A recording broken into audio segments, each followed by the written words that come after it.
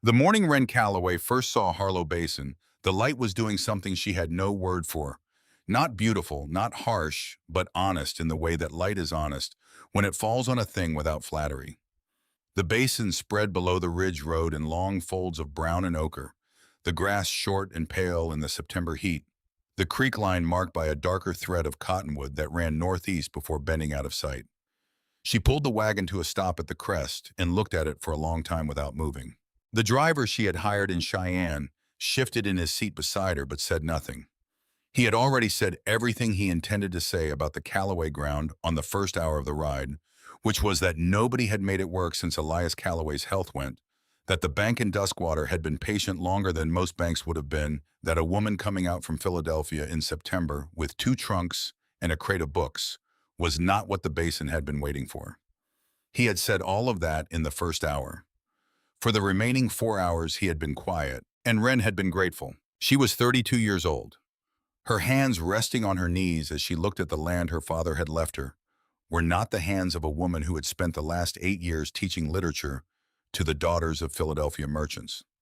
They were her mother's hands, wide across the knuckle, calloused at the base of the fingers, from the summers she had spent on this same ground as a girl before her father sent her east for schooling, and the schooling became a life she had not entirely planned. The calluses had softened in Philadelphia, but not disappeared. Some things do not disappear. They wait. The basin was 820 acres. The note at the Crail County Bank was $1,400. The roof of the main house needed work on the north side. The north fence line had been running on hope and baling wire for at least 2 seasons, and the stock pond in the northeast corner held 2 feet less water than the photographs from 1865 showed it holding. These were the facts as the bank manager, a careful woman named Mrs. Aldrich, had laid them out across a desk in Duskwater 3 hours after Wren's arrival, reading from Elias Calloway's final accounting with the neutral voice of someone delivering information they have delivered before. Mrs. Aldrich had paused once at the figure for the fencing, then continued without comment. When she finished, she set the papers down and looked at Wren across the desk with the expression of a woman who has watched many decisions made in that chair and has learned not to influence them. Wren signed the papers accepting the property. She did not ask for additional time to consider. Mrs. Aldrich watched her sign and then said with genuine care rather than discouragement, "Do you have a plan, Miss Calloway?" Wren capped her pen. "I need to see the land before I have a plan." Mrs. Aldrich looked at Wren's hands on the pen, the wide knuckles the particular way she held the instrument with functional rather than decorative grip, and did not say what she had been about to say. She stamped the papers instead. The house was livable, which was the most that could be said for it. The north wall of the main room had a gray water line from the last hard rain that had come through the damaged roof. The kitchen pump required coaxing. Before it gave water, the smell of a building that had been closed through summer was everywhere. Wren opened the windows that would open, which was 3 of the 7, set her trunks against the wall, and did not unpack anything except 2 things she needed immediately. One was a wool blanket. The other was a notebook, hardbound blank, purchased at a stationer's in Philadelphia in March, when she had first begun to understand what she was going to do with her father's land and had needed a place to put the understanding. She had bought 4 more notebooks since then. 3 of them were already full. The first 6 days she did not go into Duskwater. She walked the land instead because no reading and no accounting and no conversation with anyone who had not recently walked this ground would tell her what walking it would tell her. She moved methodically, starting at the northeast corner where the creek line entered the property and working south and west in rough transects, pressing the heel of her boot into the soil at intervals, the way she had learned from a USDA survey report she had read in the Philadelphia Free Library the previous January. Good soil gives. It has a quality of resilience under pressure, a slight spring because the root systems beneath the surface and the biological activity around those roots create a structure that holds air and water and does not compress easily. The soil on Redbone Flats did not give. It pressed down under her heel and stayed pressed, the surface sealing against the pressure rather than recovering from it. She noted this at each point she tested and wrote the location and the quality in the notebook with a shorthand she had developed over the winter. What she saw was not what she had feared most, which was death. She had read enough to know the difference between land that has died and land that has been depleted, and the difference was not merely semantic, it was the difference between a problem with no solution and a problem that might take a long time. Redbone Flats was depleted. The grass was short and thin where it existed, with bare patches expanding in the places of heaviest historic use, the areas around the old watering points where cattle had concentrated and the soil had compacted furthest. The root systems of the native grasses that had once built the basin's soil biology over centuries had been replaced by shallower-rooted species that could not hold the same moisture or support the same microbial community. The spring on the East Ridge, which appeared in her father's photographs from 1865, running clear and steady over a particular flat rock she recognized from the image, was now a seep present, but diminished a suggestion of what it had been. She sat on that flat rock on the fourth day and looked at the seep and wrote in the notebook, "The land is not dead. The land is depleted in the specific way things are depleted when they are asked to give more than they are given back. This distinction is the entire question." She underlined it. Then she turned to the next page and kept writing. The notebook her father had given her mother, which her mother had given her before she went east, was in the trunk in the farmhouse. Inside its front cover, written in her father's hand the year he gave it, was the sentence, "What a place will become depends entirely on what you are willing to ask of it." Elias Calloway had meant it as encouragement. Wren had spent 20 years understanding that he had also, without intending to describe precisely the mechanism of the land's ruin. He had asked too much. He had not been unusual in this. The entire basin had been asked too much, and the basin had given what it could until it couldn't, and the result was what she was pressing her boot into every 50 yards across 820 acres. On the seventh day, she drove into Duskwater for supplies. The town was the kind of settlement that had organized itself around practical necessity rather than aspiration. A feed and supply store, a bank, a post office operating out of a general goods building, a livery, 2 saloons that had arrived before the churches, a barber shop that served as the informal exchange for information that the men of Crail County considered worth exchanging. Phil Carver's Feed and Supply was the first building of consequence on the main street, and Phil Carver himself was behind the counter when Wren came in, a compact man in his mid-40s with the efficient movements of someone who had worked the same space long enough that he no longer needed to think about where anything was. She gave him her supply list. He read it without comment until he reached the third item, which was a soil moisture probe of the type used in agricultural survey work, and then he looked up. She had written the manufacturer's name from memory. His voice was careful, not unkind. "That's a survey instrument." "Yes." He looked at the list again. "You're Elias Calloway's daughter." "I am." He set the list on the counter flat with attention, the way a man sets something down when he intends to return to it. "Most of what's on here I can get from Cheyenne in a week. The probe I'd have to order from Denver. Could be 3 weeks." "Order it." He wrote the order while she gathered what was available. As she settled the account, he said in the careful tone of a man who has decided a thing needs saying, "A lot of people tried to make a go of this land since your father's health turned. None of them stayed past 3 seasons." Wren counted out the bills. "What did they try?" Carver stopped writing and looked at her. He opened his mouth and then closed it. The truth was that he did not have a specific answer, because what they had tried was the same thing the same system applied with more or less energy to the same exhausted ground, and the ground had responded the same way each time. He had never been asked to frame it that way before. "The usual," he said finally. Wren put the bills on the counter. "I'm not planning to try the usual." She loaded the wagon. Carver watched from the doorway without making it obvious he was watching. He would describe this conversation to 3 customers the following Thursday with a quality of uncertainty that was unusual for him. Not the uncertainty of a man who had misjudged someone, but the uncertainty of a man who did not yet have enough information to judge at all. Amos Vetch came to Redbone Flats on a Wednesday in late September, 12 days after Wren's arrival, 3 days after word of her presence had reached him through the normal channels of a county where information about land and livestock moved faster than information about most other things. He was 61 years old, broad across the shoulders, with the unhurried movement of a man who had been the largest physical and economic presence in a room for so long that he had forgotten it required effort. He was not a cruel man. He was a man whose experience had become indistinguishable from certainty and who had not yet encountered the specific kind of problem that reveals that difference. He drove his wagon to the front of the house and waited while Wren came out from the direction of the northeast pasture, still carrying the notebook, and a measuring rod she had been using to gauge the depth of soil compaction at the creek margin. She was wearing her father's old canvas work coat over a practical dress, and she had dirt on both knees from where she had knelt to examine root structure near the seep. Amos Vetch took in these details without commenting on them. He offered her a figure for the land. The figure was fair, genuinely fair, not the lowball of an opportunist, but the considered assessment of a man who knew every acre in the basin and had priced Redbone Flats against its actual condition rather than its potential. He said he understood this was a difficult time, that there was no shame in making a practical decision, that he had watched the Callaway ground for 20 years and did not want to watch it cost Elias's daughter what it had cost Elias. Wren listened to all of it, standing in the yard with the measuring rod in one hand, the notebook in the other. When he finished, "I'm not selling, Mr. Vetch." He had expected this answer and prepared for it. He said the ground was used up, that 20 years of the same management had taken something from the soil that wouldn't come back, that the note at the bank was not a small number for a single woman operating alone.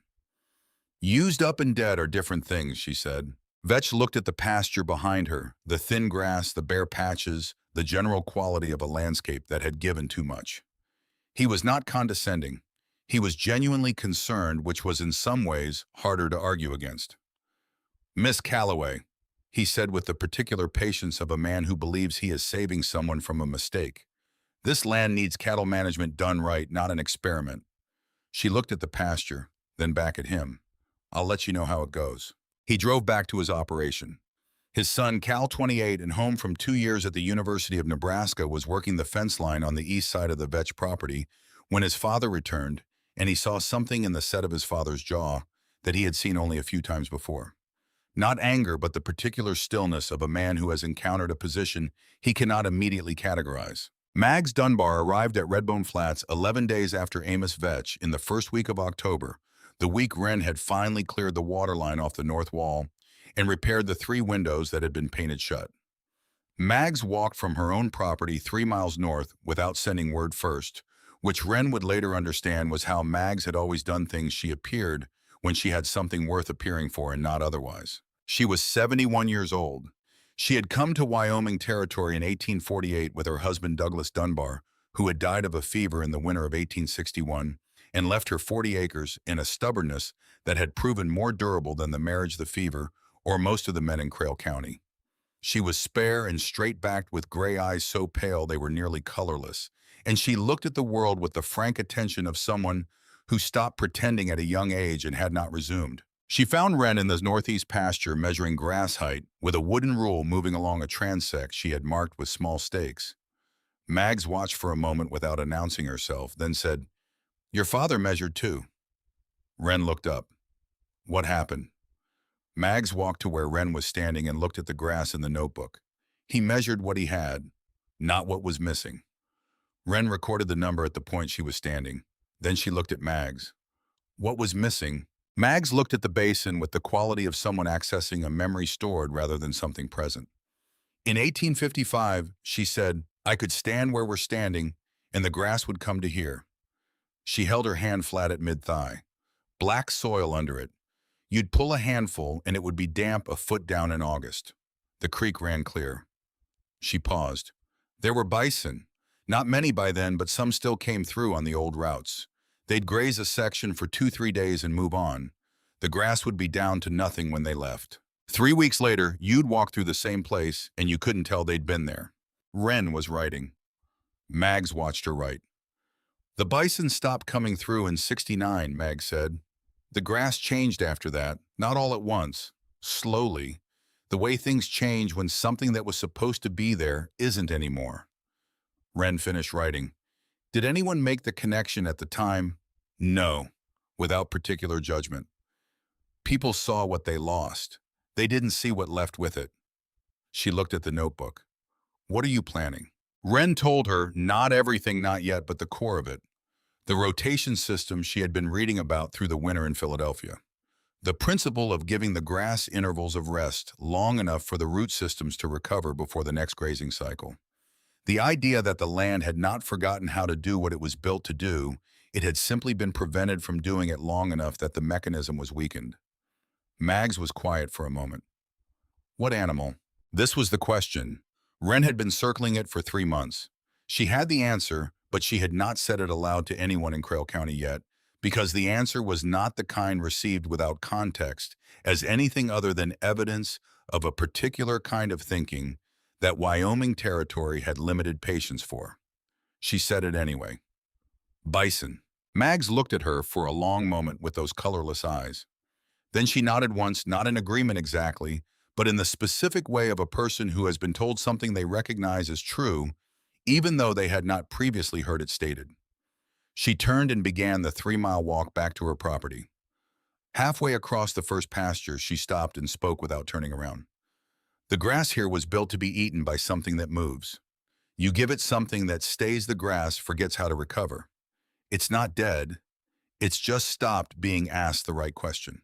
Wren wrote this word for word. She had first read about rotational grazing systems in a USDA bulletin she found in the stacks of the Philadelphia Free Library in January, 3 months after her father's letter arrived, telling her the land was hers if she wanted it, that he was sorry it was in the condition it was in, that he hoped she would sell it quickly, rather than try to hold on to something that had already cost the family more than enough. He had died before she could write back. She had spent the subsequent months in a particular state that was not grief exactly, but its functional cousin, the state of a person who has lost someone without having finished a conversation that needed finishing, who carries the unfinished conversation forward into a life that no longer has the other party in it. The reading had given her somewhere to put the energy of that state.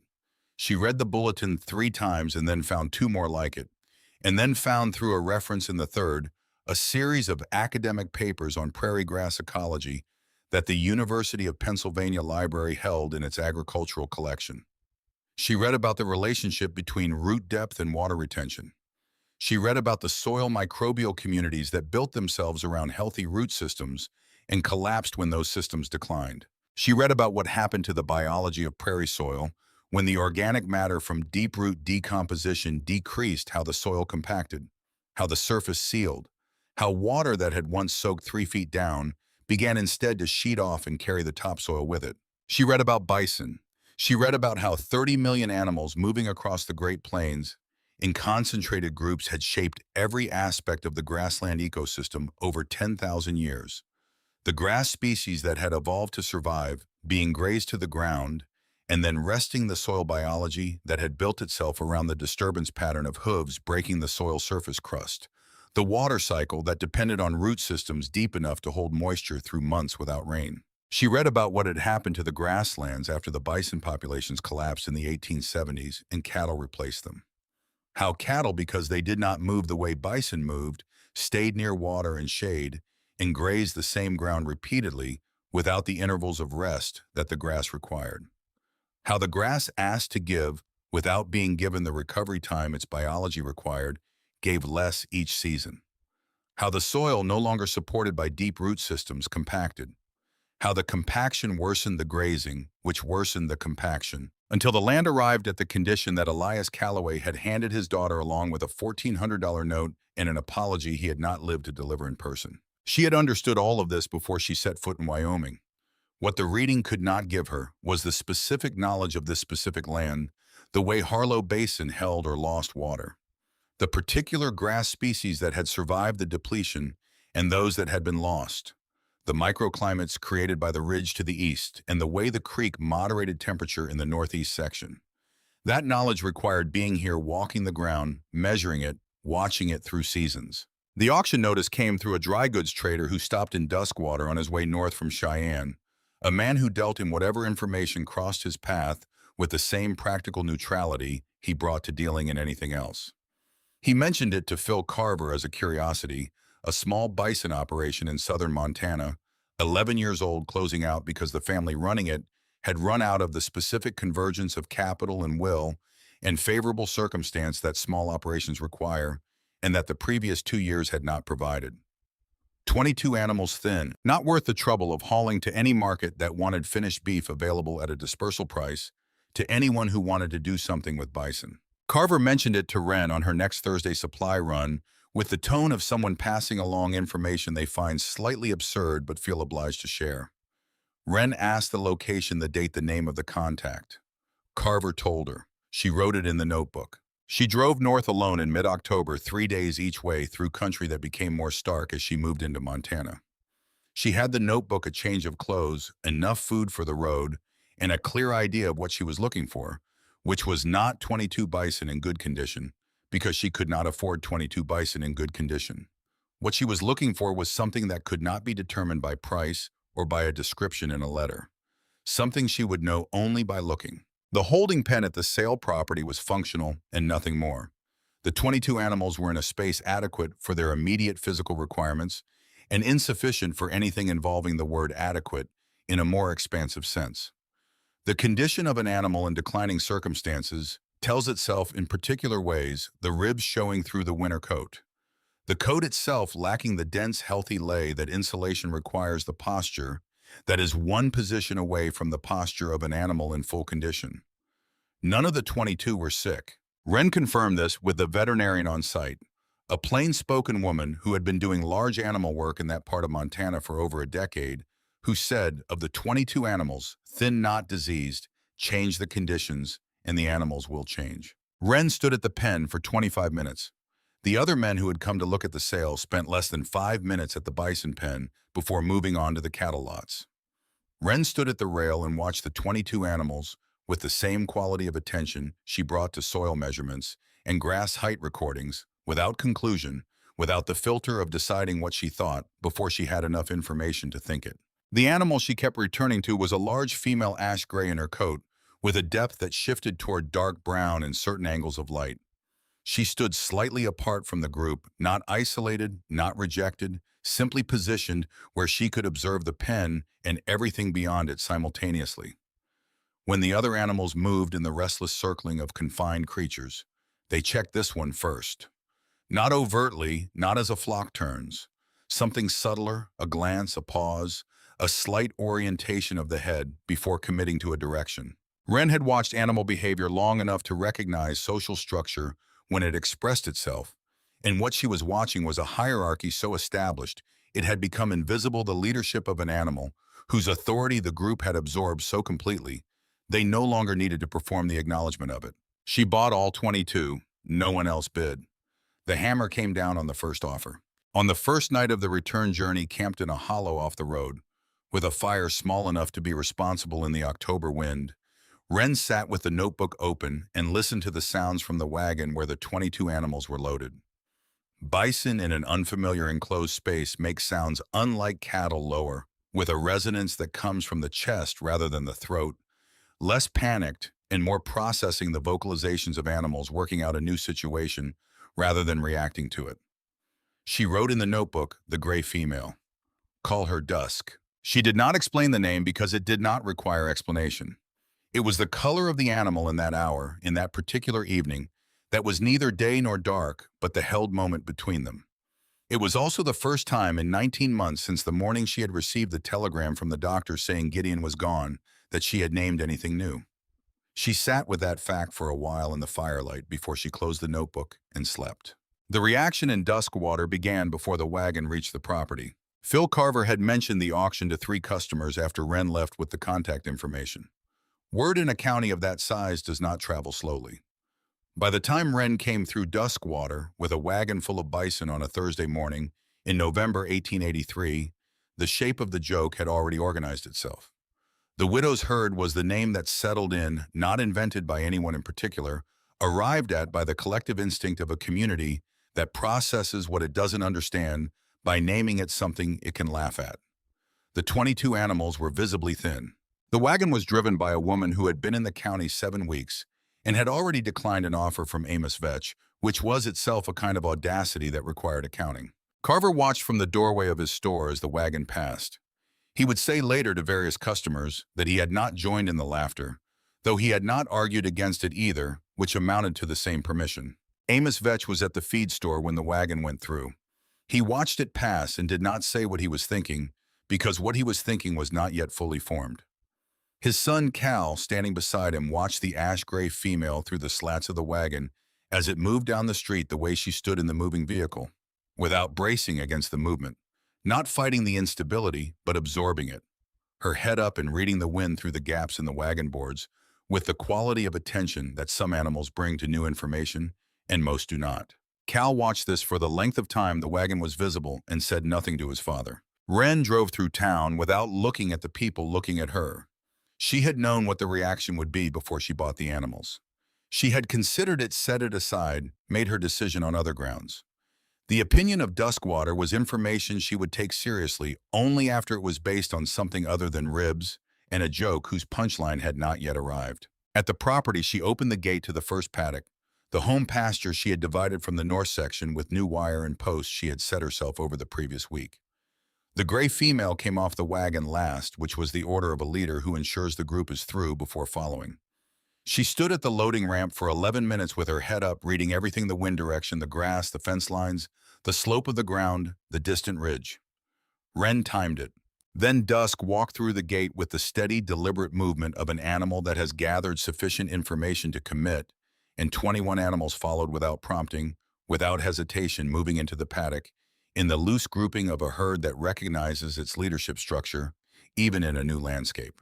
Wren wrote the time in the notebook. She wrote lead female move through gate at 8:14 a.m. Remaining 21 followed without prompting. No hesitation. Lead female required 11 minutes at threshold before committing. This is information gathering, not fear. She latched the gate. Somewhere behind her in the direction of the county road, she could hear the sound of a wagon moving away. Someone who had followed at a distance to watch the unloading. She did not turn around. The work was what came next. She had the measuring rod and the notebook in 820 acres of depleted ground and 22 bison that had arrived thin in November and would need to be managed through a Wyoming winter on grass that was not yet what she needed it to be. The rotation plan was in the notebook: 14 paddocks, the division mapped out over 3 evenings in October. By lamplight, the size of each proportion to what she had assessed each section could carry at the grazing pressure she was planning. The water points marked, the fence work sequenced. The measurement schedule established before the animals arrived, because establishing the system before the animals came was the only way to have data that meant something. And data that meant something was the only argument she intended to make to anyone about anything. She went to set the next section of wire. Behind her in the paddock, Dusk moved through the November grass with the unhurried authority of an animal doing the thing it was built for on ground that was not yet what it would become, but was at least a beginning. The winter came to Harlow Basin the way it always came to that part of Wyoming, not as a single event, but as a series of compressions, each one tighter than the last, until the world had reduced itself to what it absolutely required to continue. November brought ground frost that stayed past noon. December brought the kind of cold that made the air visible even at midday, the breath of the 22 animals rising in pale columns above the south paddock, where they had begun to form their winter grouping. Wren moved through these mornings before full-light notebook in her coat pocket, measuring rod in her right hand, the cold working through her father's canvas coat in a way the coat had never quite been designed to prevent. She measured every paddock every 10 days regardless of temperature. The data did not care about her comfort, so she did not arrange her schedule around it. The 14 paddock system was operational by the first week of December. She had set the last fence post herself in late November, working until her hands stopped cooperating with the wire cutters, warming them at the kitchen stove for 20 minutes before going back. The posts were not perfectly spaced. The wire on the northeast section ran slightly low in 2 places where the ground had been harder than she anticipated. These were acceptable imperfections in a system that would be adjusted as she learned what the land required, because the system was not a finished thing. It was a living document. The same way the notebook was a living document, subject to revision as evidence accumulated. The principle was not complicated. She had read it stated a dozen different ways across a dozen different sources, and the core was always the same. Leave enough behind that the next cycle has something to work with. Move the animals before the grass is grazed below the crown. Give the root systems time to recover. Return only when the recovery is sufficient to sustain the next round of grazing without setting the system back further than the previous cycle had advanced it. The complication was that she had no baseline for this specific land under these specific conditions, which meant the recovery intervals she had planned from her reading were starting points rather than answers, and the actual intervals would be determined by what the grass showed her over the coming seasons. She was learning to watch Dusk. Mags had told her to not in those words, but in the practical description she had offered on her second visit to Redbone Flats in late November, when she had stood at the paddock rail and watched the gray female move through the paddock in the early morning, and said without preamble, "She stops where the moisture runs deepest. The ground there will show you something before your probe does."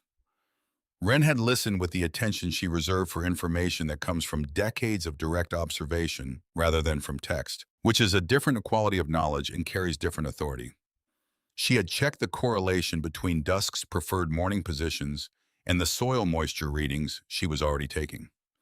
The correspondence was not perfect. It was sufficient to constitute a pattern, which was the beginning of a tool. She added a column to the notebook lead female position at 7 a.m.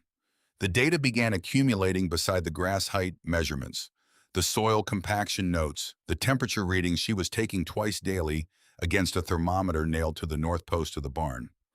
Each morning she recorded Dusk's position before she recorded anything else, because the animal had arrived at the land's knowledge through methods that predated the measuring rod by a considerable margin, and there was no reason not to use both. January arrived with the storm. The Weather Service bulletin had noted the possibility of a significant weather event. Significant in that bulletin's restrained vocabulary covered a range that extended from unpleasant to catastrophic, and Wren had read enough Wyoming winters in her research to know that January in the basin could resolve to either end of that range without much notice. She had prepared what she could. Extra hay staged at the barn, the water tanks checked for freeze risk.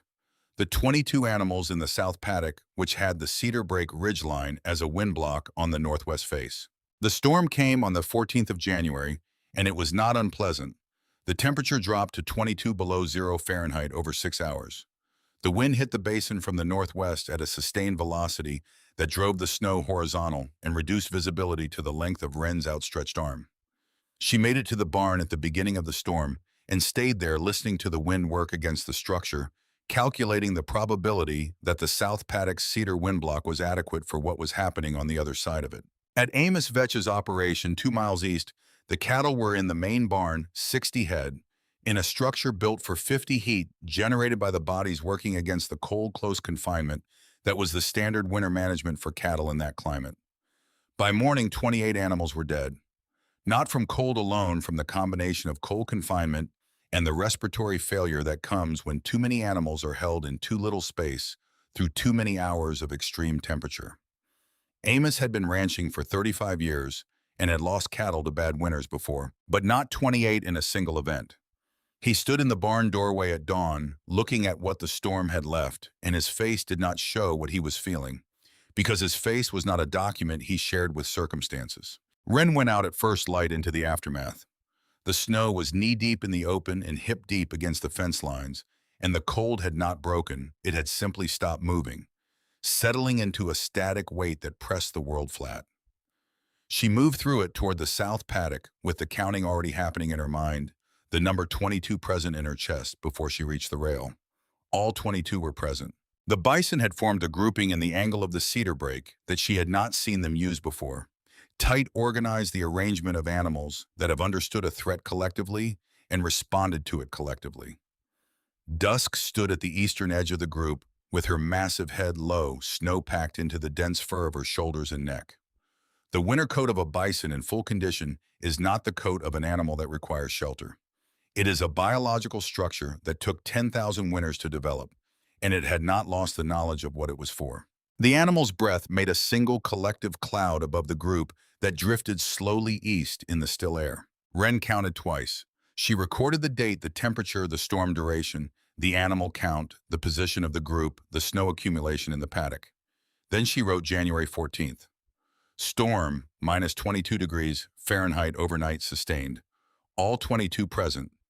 Bison formed protective grouping without shelter or intervention. The cold that killed 28 cattle in a building did not kill 22 bison in open ground.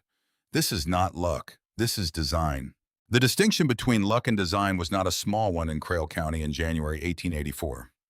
Amos Vetch heard what Wren's count had been through Phil Carver, who heard it from the hand Amos had sent into town for supplies that Wednesday.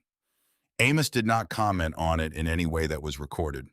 His son Cal, who had been the one to inform his father of the morning count in the barn, heard the news about Redbone Flats with a quality of attention that he kept carefully off his face while in his father's presence. He thought about it for the rest of the week. On the following Saturday, he drove to Redbone Flats with no stated reason. Cal Vetch, at 28, had his father's build and his mother's way of being quiet. Not the quiet of someone with nothing to say, but the quiet of someone who has learned that saying things before they are ready costs more than waiting. He had spent 2 years at the University of Nebraska reading agricultural science before his father's letter asked him home, and he had come home with the specific tension of a man who has been given a framework for thinking about something. He has been living since childhood, which changes the living without changing the facts. He understood what Wren was doing before she explained it to him. He understood it because he had read similar papers in Lincoln, and because he had spent 20 years watching his father graze the same paddocks in the same rotation until the grass in those paddocks produced noticeably less than it had when he was 10 years old. He had been trying to find language for that observation in a household where the language of the existing system was the only language available. He found Wren in the paddock measuring grass height, moving methodically along a transect she had marked with stakes in the fall. He leaned on the paddock rail without announcing himself. She finished the measurement she was on before she looked up, which told him something about how she organized her priorities. She offered him the notebook without explanation. He read for 20 minutes in the cold, standing at the rail with his coat collar up, turning pages, with the careful movements of a man reading something he intends to understand rather than skim. When he returned it, what he said was, "These numbers don't prove anything yet." She took the notebook. "No, that's why I'm still taking them." He looked at the paddock where Dusk was working the eastern section, the gray female moving with a deliberateness that was different from the movement of cattle, more varied in direction, less focused on the water point covering the ground, in a pattern that was not random, but not the predictable arc of a domestic animal following its own established paths. Cal watched this for a moment. He came back the following week without explanation. He did not offer any. Spring came to Harlow Basin in the slow negotiated way of high country springs, where the calendar's claim that March is not winter is disputed every morning by the temperature. The snow retreated from the south-facing slopes, first leaving the brown matted grass of the previous season exposed in widening patches. The creek ran higher than it had in November, snowmelt adding to its usual volume. And the northeast section of the property where the spring fed into the drainage stayed wet and cold through the first weeks of March, while the rest of the basin dried towards something that could be called mud rather than ice. Wren moved the herd through the rotation on the schedule. The notebook had established, adjusting the intervals based on the grass height measurements at entry and exit. She was beginning to develop a feel for the data that was different from reading it, the way the numbers in certain paddocks told stories about soil condition, that the surface appearance did not yet show the way the recovery intervals varied between sections in ways that corresponded to the soil compaction readings she had taken in September. The notebook was accumulating something beyond data. It was accumulating a portrait of the land's specific character, the individual personality of 820 acres that had been treated as generic and was revealing under consistent attention that it was not. Cal Vetch arrived at Redbone Flats in the third week of March and spent 4 hours walking the paddocks with Wren without her having invited him, without either of them naming the fact that his visits had become a pattern rather than a coincidence. He asked questions in the specific way of someone who already has a partial framework and is filling gaps rather than building from nothing. She answered them with the same directness she brought to the notebook entries. No embellishment, no persuasion, just the information as it existed. At the end of the 4 hours walking back to where his horse was tied at the front fence, he said without preamble that he had been running an informal test on 2 of the vetch paddocks, not telling his father, not changing the overall system, just holding 2 sections out of rotation longer than usual and measuring the grass recovery at the same intervals Wren used. He had been doing it since February. He wanted to know if she was willing to look at his numbers against hers. She said yes before he finished the sentence. The data comparison took most of an evening. The pattern in Cal's numbers was consistent with what hers showed longer. Rest intervals produced measurably different grass height at recovery, not dramatically different, but consistently different in the way that small, consistent differences compound into large ones over multiple cycles. It was 2 months of data from 2 paddocks on a different property. It proved nothing. It corroborated everything.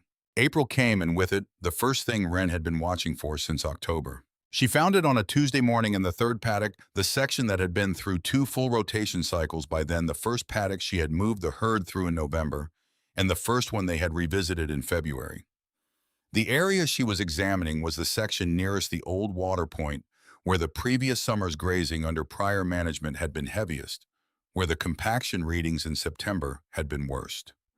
She was doing her standard grass height measurement along the established transect line when she saw, at the base of a clump she had marked as dormant in November, a cluster of new growth emerging from root crowns that were not new. Old root systems. Native species. She recognized the crown structure from the Wyoming Grass Identification Guide she had bought in Cheyenne in January, matching the structure to the photographs and written descriptions with the same patience she brought to matching soil moisture readings to probe specifications. Little blue stem, side oats grama, species that had been on this land before the Callaway ground was put into production, before 20 years of fixed grazing had reduced the native community to a remnant and filled the gaps with shallower-rooted species that could survive the conditions but could not rebuild what the conditions had destroyed. She crouched in the mud of the paddock and looked at the emerging crowns for a long time without moving. The measurement rod was on the ground beside her. Dusk was 12 meters away, grazing the eastern section, head down, not paying the woman in the mud any particular attention. Wren picked up the rod, completed the measurement, recorded the number. Then she wrote April 9th. Paddock 3. Native grass emergence from dormant crowns in heavy use zone. Species probable little blue stems, side oats, grama. Root crowns present since prior to current management reactivating, not establishing. These root systems survived the depletion years. They were waiting. She paused, then wrote one more word, significant. She drew a line under it. It was the only editorial annotation in 200 pages of entries. Mags came by the following Thursday, walking the third paddock with Wren without being asked. She crouched at the same crown clusters and looked at them with the consideration of someone whose reference frame for this ground extended back to before the depletion. That's what the grass looked like before, she said, which was the most direct statement of validation available from a woman who did not deal in validation as a practice. Not the height, the color in the leaf, that particular blue-green. She stood up. Something's listening down there. The summer of 1884 brought the basin its usual heat and its usual dry, which was demanding without being catastrophic, and the rotation system moved through its second full cycle with the methodical patience of a process that does not hurry because it does not need to. Wren tracked the grass, the soil moisture, dusk's morning positions, the herd's behavioral patterns across the paddocks. The animals were beginning to show a consistency she recognized as the herd learning the rotation, their behavior in later paddock cycles, less exploratory, more direct, as if they had begun to carry an internal map of the ground. The town council of Duskwater met in June about the water. The formal complaint came from 3 ranchers whose properties bordered Crail Creek downstream from Redbone Flats, who had filed a written objection with the county clerk, alleging that the Bison operation was degrading water quality and damaging shared fence lines along the creek corridor. The objections were not fabricated. There had been one fence incident in April, a section of shared boundary wire that Wren had repaired within 24 hours of discovering it, but they were framed with a specificity that suggested their primary function was not information. The meeting was held in the back room of the county clerk's office on a Tuesday evening. 8 men and 1 woman attended as formal participants. Wren was the woman. She had prepared. She brought the notebook, the soil moisture logs, a written summary of the rotation schedule with the paddock map, the prairie grass identification guide with the April entries bookmarked. She laid these on the table at the start of the meeting and left them there. She did not present them. She answered the questions put to her, and when the questions moved from the stated subject of water quality into the broader territory of whether her operation was a reasonable use of the land, she answered those too with the same economy she brought to everything. Amos Vetch chaired the meeting. He managed it with the fairness of a man who understands that the appearance of fairness is not the same as fairness, but who in this case was also genuinely trying to be fair, which Wren gave him credit for. He presented the complaints without editorializing. He gave her the same time to respond that he gave the complainants to present. He asked her to explain the soil moisture readings when they came up, which she did in plain terms. The room received this data in silence, not the silence of people absorbing something new, the silence of people who have already made a decision, encountering information that does not fit the decision, and are working out whether to revise the decision or set the information aside. Wren watched them do this across the table and understood while it was happening that data was not going to be sufficient here. Data required a frame to sit in. The frame this room had was 35 years of Crail County ranching practice, and her numbers were asking that frame to accommodate something it had not been built for. Then Douglas Fain stood up. Fain was 68, one of the original complainants, a man who had ranched the Basin for 30 years, with the conviction of someone who has turned conviction into a physical feature of his character. He was not cruel. He was the kind of man who believes that saying a hard thing directly is a form of respect for the person he is saying it to. He unfolded a piece of paper from his coat pocket, a letter one sheet, the handwriting visible even from across the table, as the deliberate script of someone who wrote infrequently but carefully when they did. He read it. It was a letter Gideon Calloway had written to Fain 2 years before Gideon died. Not in anger, not as a warning, but in the honest concern of a man writing to a friend about his wife. If Wren ever gets it in her head to work Elias's land, talk some sense into her. That ground is spent. I love her too much to watch her spend herself on it. The room was very quiet. Wren sat at the table with her hands flat on the notebook cover and her face arranged in the expression she had developed over years of teaching rooms full of adolescent girls who were watching to see if a woman in charge of something could be made to look diminished by a well-aimed remark. The expression was not blank. Blankness would have been its own signal. It was still. It was the face of someone who has received information, is processing it, and has not yet finished processing it. The vote was 8-2 against continuing the operation as structured. Wren drove home in the dark without stopping. She lit the lamp into the kitchen and set the notebook on the table and sat down. She did not open it. She sat looking at the cover at Gideon's handwriting on the battered first notebook stacked beneath it. The words she had read so many times, they were present without looking. Don't throw good years after bad land. Wren. He had written it the week she first told him she was thinking about going back to Wyoming. He had meant it as a practical caution from a man who had spent 3 months helping her father try to hold the ranch together the summer before the old man's health finally broke. He had not meant it as the instrument it had been made into tonight. She sat at the table until 3 in the morning. She did not write anything. Outside in the south paddock, dusk moved in the darkness, with the low rhythmic sound of large animals settling into rest. Wren listened to that sound in the kitchen and did not move.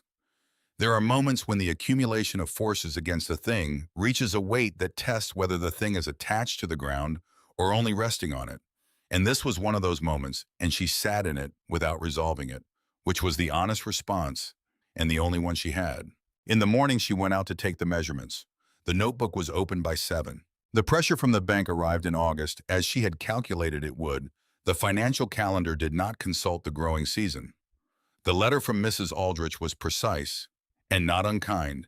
The note of $1,400 was due in 90 days, and the bank was prepared to discuss arrangements if Miss Calloway wished to make an appointment. The arrangements the bank had available were the standard ones: sell assets sufficient to cover the debt or surrender the asset that secured it.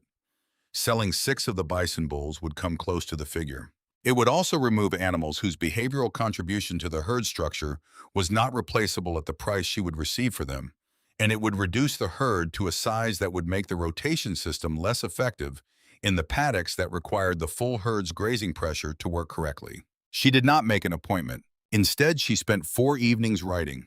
What she wrote was not a plea and not a complaint. It was a plain account of what she had done on 820 acres of depleted Wyoming land over 14 months, with the soil moisture data as its spine and the native grass recovery as its conclusion.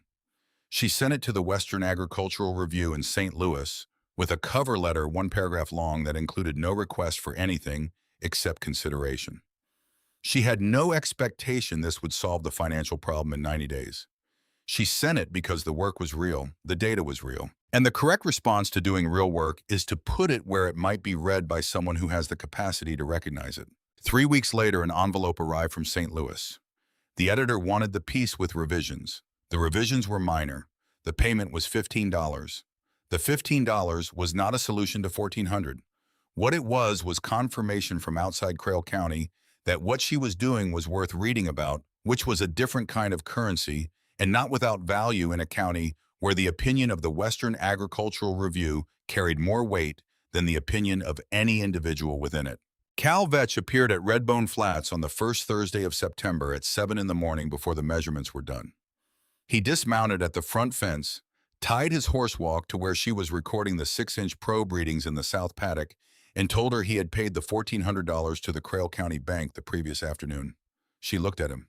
His voice was even the voice of a man who has rehearsed the important part and is delivering it as plainly as he knows how. This isn't sentiment. I've read 15 months of your notebook.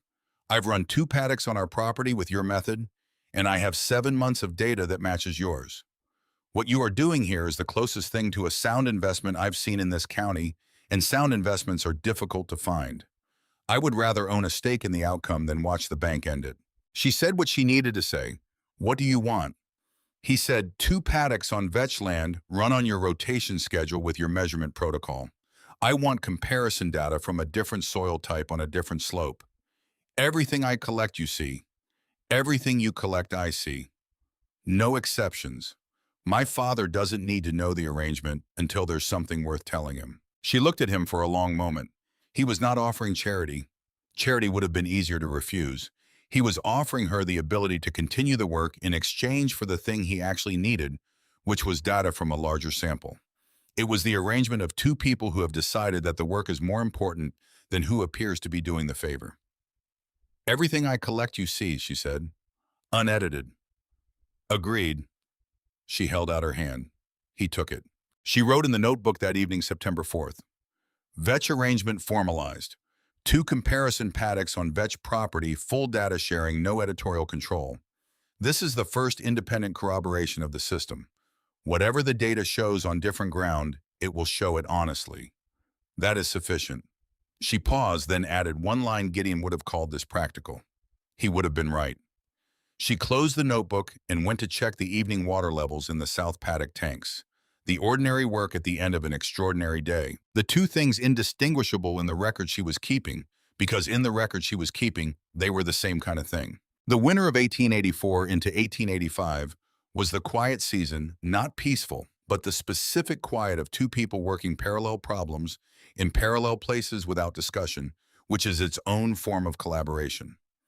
Cal ran his 2 comparison paddocks on vetch ground through the cold months with Wren's measurement protocol copied into his own notebook, a duplicate of her column headers in his hand rather than hers. They exchanged data every 3rd week meeting at the boundary fence between the properties for 20 minutes in whatever weather the basin offered, transferring numbers without commentary because commentary required conclusions, and conclusions required more data than either of them yet had. The Western Agricultural Review piece ran in the December 1884 issue.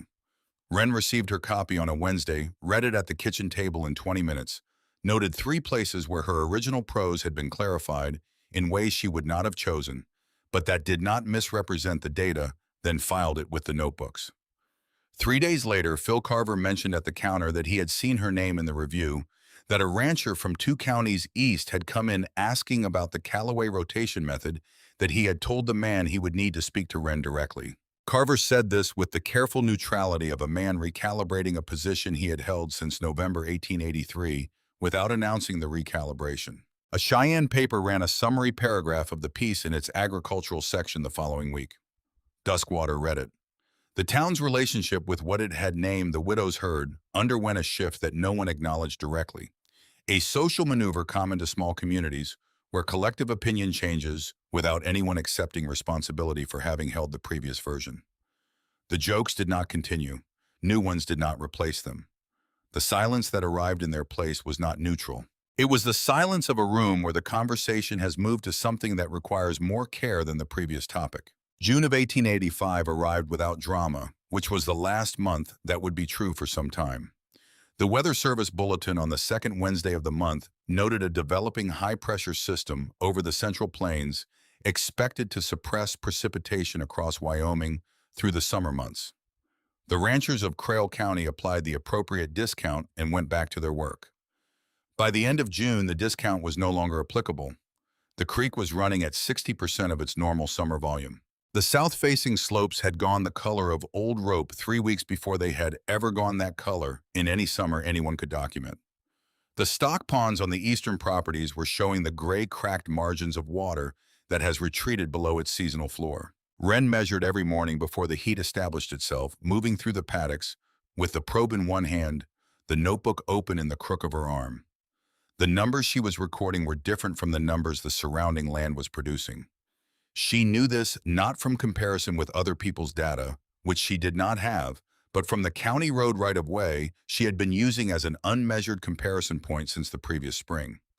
She stopped at the road margin twice a week and pushed the probe into the verge ground. The reading was consistently 1 to 3% at 6 inches, which was the number of soil with a sealed surface that had forgotten how to hold what fell on it.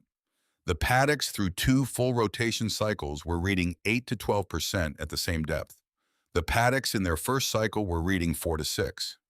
The differential was not a dramatic visible green, the kind that would be legible from the road without explanation. What it was water stored in root systems deep enough to buffer against what the sky was refusing to provide. The herd was not in crisis. In conditions that had the vetch operation in active triage, in conditions that had Roy Caldwell south of town running numbers on how many head he could sell before the numbers stopped working, the 22 bison on Redbone Flats were moving in the early morning, resting through the worst of the heat, ranging again as the light fell. Dusk set the rhythm of it with the consistency of an animal whose internal calendar had not been disrupted by the drought because the drought had not reached deep enough to disrupt what the rotation had built beneath the surface. Roy Caldwell sold 40 head in the third week of July. Wren heard this from Carver when she came in for probe batteries. Carver relayed the information with the economy of a man reporting a statistic. Roy sold 40, Banks watching the Briggs place. The Briggs place was young Henry Briggs, 26, the one person who had voted with Wren at the June 1884 meeting. She asked Carver to tell her if Briggs needed anything she might be able to provide. Carver looked at her a moment, then wrote it on a slip of paper he put under the counter. Amos Vetch sold in August. He did not advertise it. The information moved through the county the way significant information always moved quietly person to person, with the particular weight of news about a man who had not sold into a bad market in 35 years of operation. He sold 45 head at a loss, he absorbed without visible reaction. Cal told Wren at the boundary fence on their next Thursday exchange, and she received it the same way without visible reaction, because some information requires processing in private before it can be handled in public. She had been watching Amos's east paddocks from the Redbone property line on her morning rounds. The ground there was the color of ash where it wasn't bare, the surface compacted to the consistency of fired clay, the water from the one real rain of July still visible in the drainage channels it had cut on its way off ground that no longer knew how to receive it. She had not noted this in the notebook because it was not her data to record. But she had seen it every morning for 6 weeks, and she understood what it meant for the man who had built that ground into that condition over 35 years of work he believed in. The storm came on the 3rd of September, not rain, which was what the basin needed, but wind-dry lightning. The kind of electrical violence that arrives from a sky not willing to give water, but willing to give fire. The lightning struck the east ridge at dusk and started a grass fire that the wind spread across 200 yards of dry scrub before the volunteer crew from Duskwater reached it with the water wagons. They contained it before midnight. The smoke was visible from Redbone Flats as a dark column against the orange horizon, and Wren watched it from the barn roof with a wet blanket over her shoulders and a bucket of water within reach, watching the wind direction with the attention of someone who has done the arithmetic on which way the fire would come if the containment broke. The containment held. The wind had also, in its passage over the north section of Redbone Flats, taken the upper strand of wire from a 40-foot run of the boundary fence along the county road. She did not know this until 6 the following morning when she found the wire down on her first paddock check. 3 of the younger males drawn to the gap with the exploratory logic of animals that investigate changes in their environment were standing on the county road at 7 grazing the road verge with the calm indifference of bison who do not recognize the road as a category of place requiring different behavior. She turned her horse toward town at a pace that was not quite a run because running would cost time she needed for the actual problem rather than the signaling of urgency. She reached Carver's at 7:20. He was already unlocking the front door. She told him what she had in 4 sentences. He went inside, came back with his hat on, and said he would have wagons on the road in 15 minutes. The wagons came from 4 directions. Henry Briggs from the south, Two ranchers she knew by face.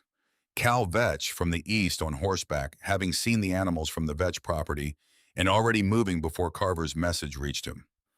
Amos Vetch in the last wagon from the northwest. He positioned his wagon across the road at the north end of the animal group without being directed left. His horse in the traces climbed down to stand at the head of the animals as a fixed point. He worked the position with the competence of a man who has moved cattle in confined corridors for 3 decades and understands that the geometry of the problem is more important than the noise around it. He did not speak to Wren beyond the minimal coordination required to close the gap between the wagons and move the 3 bison back through the repaired gate opening. The operation took 40 minutes. When it was done, he helped her drive the temporary repair stakes while the other wagons held the road, the wire retention to a functional tightness that would hold until she could do the full repair in daylight. The other wagons left. Cal lingered long enough to confirm the repair was adequate, then followed his father. Amos was at his wagon untying his horse when he stopped with his back to Wren. "Your pump has been cycling short. I can hear it from our place at night. Cal can look at it." A pause. "He's useful with mechanical things." She thanked him. He climbed into the wagon seat and sat for a moment with the reins in his hands but not moving. "I watched your grass this summer." His voice carried across the still morning air with the weight of something that had been held for longer than this morning. Something held in those paddocks that I don't have a name for yet. Not green, not what it was in a wet year, but something that was supposed to give out in August that didn't. He picked up the reins. He drove north. Cal came the next morning with tools and a diagnostic approach to the pump that was methodical enough to suggest he had thought about it in advance. He found the pressure switch cycling incorrectly replaced the faulty component with a spare he had brought on the reasonable assumption that this was the most probable failure point, tested the system through 4 cycles, confirmed the fix held. Before he left, he said that his father wanted to know if Wren would be willing to walk the comparison paddocks with him. Amos wanted to see the data side by side with the paddocks it described. She said yes. The meeting at the comparison paddocks happened on a Wednesday in the 3rd week of September. Amos arrived at the boundary fence at the arranged hour with his hat in his hands rather than on his head, which was a small adjustment of posture that carried more meaning than a formal statement would have. Cal stood back from the fence line in the position of a man who has facilitated something he intends to let proceed without his management. Wren brought both notebooks, hers, covering 25 months of Redbone Flats data, Cal's covering 19 months of the Vetch comparison paddocks in the same format. She laid them open on the top rail with the relevant pages facing the same direction. She did not present. She let Amos read. He spent 15 minutes on the notebooks, the way he spent time on most things of consequence, thoroughly without rushing, without the performance of having already understood. When he looked up, he was looking at the paddock where the little blue stem had recovered thickest the same section where Wren had crouched in April mud to document the dormant crowns reactivating now in late September, showing a density of native grass that the surrounding overgrazed verges had not carried in 20 years. He was quiet for a long time. "I laughed at those animals," he said finally, and the words came out with the weight of something that had been arriving since January. "Because I judged them by their ribs." She didn't offer him absolution that would have cheapened what it cost him to say. "Most people did. I was wrong. You were working from what you could see." His jaw moved slightly. "That's not an excuse. I've run this county for 35 years. A man who's run something that long is supposed to know the difference between what he can see and what's actually there."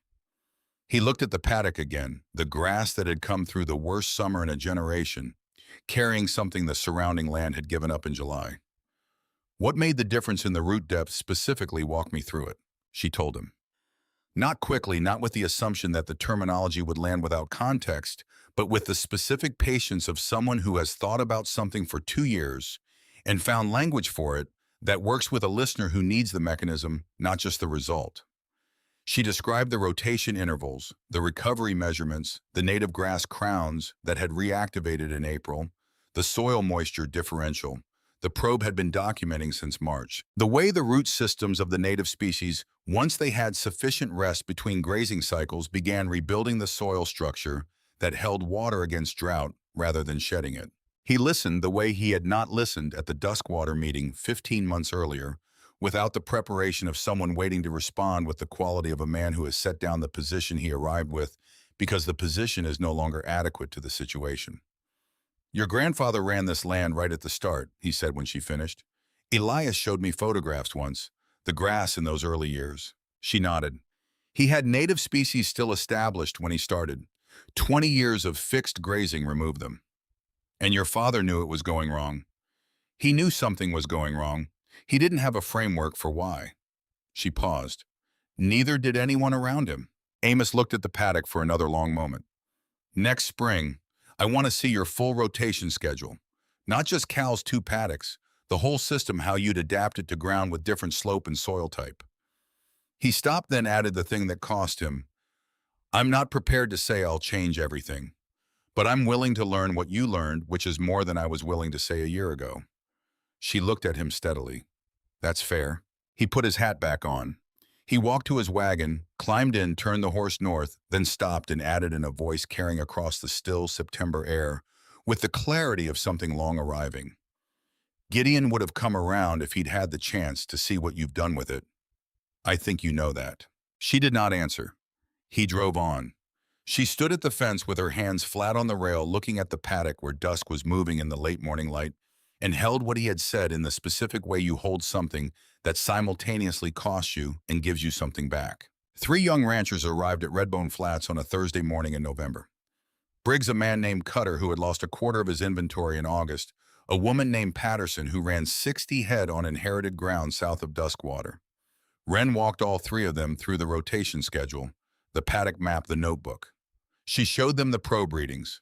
She showed them the native grass recovery in the 3rd paddock crouching in the November ground to point at the crowns that had been dormant for years before the rotation woke them. Briggs asked the practical question first. How long before we'd see anything we could bank on? She straightened up. Something visible in the first growing season if the rotation is tight. Something you can call meaningful in the 2nd. Something established that the system will protect in the 3rd or 4th. She held his eyes. You cannot borrow ahead on it. The timeline belongs to the land. Cutter asked about cattle, specifically whether they could be rotated through the same system with comparable results. It was the right question asked by a man who was not in a position to liquidate his operation and start over. She told him honestly that the research suggested cattle rotation produced measurable improvement, but at slower rates and with different soil disturbance patterns, that the native grass recovery she was seeing was accelerated by the hoof action of bison on compacted crust in ways that cattle did not replicate. But that rotation with cattle on degraded ground was substantially better than fixed grazing on any ground.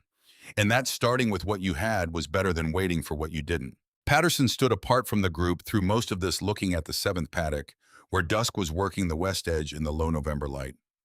The gray female had filled in across the shoulders through the spring and summer in the way that animals fill in when conditions have finally caught up to their capacity. Not dramatic, not sudden, but a settling into what they were built to be. The winter coat was coming in heavy, the dark ash color deepening as the temperature dropped. Patterson watched dusk for a long time without asking anything. Before she left, she said quietly, to no one in particular, when I drove past here in August, I could see the difference from the road. I didn't want to be able to see it.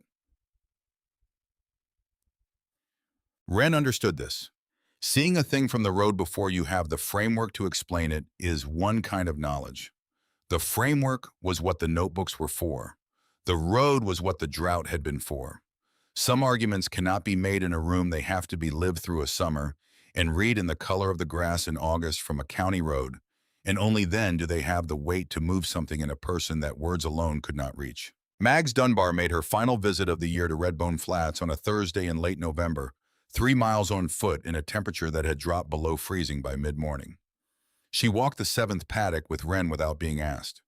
She stood in the dense section of Little Bluestem, with both hands pressed flat against the top of the fence rail, looking at the grass with the expression of someone cross-referencing what they were seeing against a 40-year archive of the same landscape. The valley used to smell different, she said, when the ground held water this way, a particular smell after rain that I hadn't thought about in years. She was quiet for a moment. It was here this morning, after that rain last week. Wren said nothing. Some information belongs in the notebook. Some belongs only in the place where it was said held there by the particular quality of the air and the light, and the two people present, neither of whom needed to write it down to keep it. The fourth notebook was three-quarters full by December. The report for the Western Agricultural Review covering the full data set from November 1883 through November 1885 was written in draft across 4 evenings, the numbers organized into the tables she had designed in March. For this purpose, the native grass recovery documented with the species identification she had confirmed through the University Extension Service in Laramie after a correspondence that had begun in August when the extension agronomist read the first piece and wrote to ask questions. That correspondence had produced a planned visit for the spring. The agronomist wanted to see the paddocks, the probe data, the notebooks. Wren had written back that the notebooks would be available for review, that she would arrange the visit for the second week of May when the native grass emergence would be at its most documentable, that she could provide comparative data from the vetch paddocks with Cal's permission, which Cal had already given. On the last evening of December 1885, Wren sat at the kitchen table with the fourth notebook open and the lamp turned low and the draft report stacked beside it. The house smelled of pine resin from the fire she had rebuilt at 4 that afternoon, the specific smell of a place that has been made to work again after a period of not quite working. She wrote the final entry of the year, the date, the temperature, the morning probe readings from the 2 paddocks she had checked before the light failed. The count still 22 unchanged through 2 winters, through the drought, through the fence failure in September. Then she wrote something she had not written in 4 notebooks of careful, disciplined, editorial-free data recording. She wrote it because the year was ending, and the notebook was a document, and documents that record what happened should also, at the close of significant periods, record what the happening meant. 2 years. The land is not restored. I did not expect it to be restored in 2 years, and the data does not suggest restoration. It suggests a process that has begun that is moving in the correct direction that will require the same consistency and patience for the next 10 years that it has required for these 2. What the data shows is not a miracle.